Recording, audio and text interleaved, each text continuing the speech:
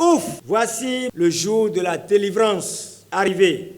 Il est enfin là, majestueux. Un ouf de soulagement désormais pour les militants et militantes de l'Organisation pour la défense des droits de l'homme et du peuple, ODHP, et pour cause, elle a désormais un siège pour son bureau exécutif national, un acte qui permettra à cette organisation de défendre valablement les droits des personnes, selon son président, Maître Aboubakar Ba-Parapé. C'est à la fois une grâce et une bénédiction pour nous de nous retrouver ici, en ces lieux sacrés, sous le regard bienveillant de Feu Pascal Fatonji, militant d'honneur de l'ODHP, paix à son âme.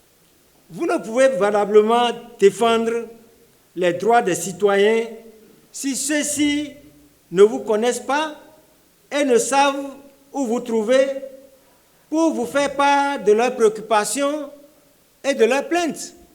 Pour Naini Kassa Mampo, secrétaire général de la Confédération du syndicat des travailleurs du Bénin, et Guillaume Odo, président de l'ODHP, section Borgou, ce siège est inauguré dans un contexte où la question des droits de l'homme est assez sérieuse et où l'organisation est vue de mauvais œil. Je suis heureux d'être ici et profiter de cette occasion pour transmettre le message de soutien des travailleurs à l'ODHP tout entière pour le combat qu'elle mène pour les peuples du Bénin. Ce siège ici s'inaugure à un moment important de l'histoire de notre pays où la question des droits de l'homme est assez sérieuse.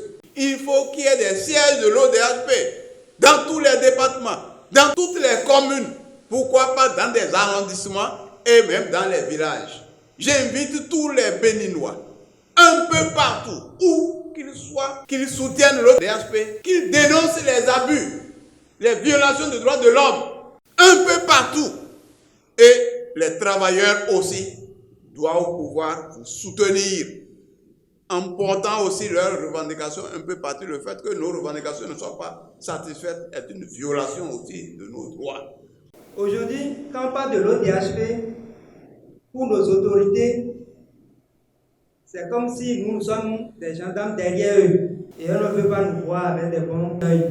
Je dis merci au bureau exécutif national de l'ODHP pour les démarches qu'ils ont menées jusqu'à ce jour. Je dois dire un grand merci au maître Ba-Parapé.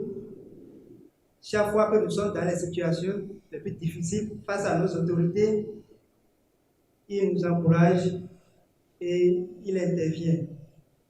Et je souhaiterais que les gens de bonne volonté puissent accompagner le bureau exécutif national afin que les autres villes qui n'ont pas pu bénéficier des sièges puissent en avoir. Une occasion pour le président de l'ODHP, Maître Aboubakar Ba-Parapé, d'exhorter ses compagnons de lutte à donner plus le meilleur d'eux-mêmes afin d'accomplir la mission qui est la leur. Tout n'a pas été rose. Des difficultés ont jalonné ce parcours qui a été celui d'un combattant.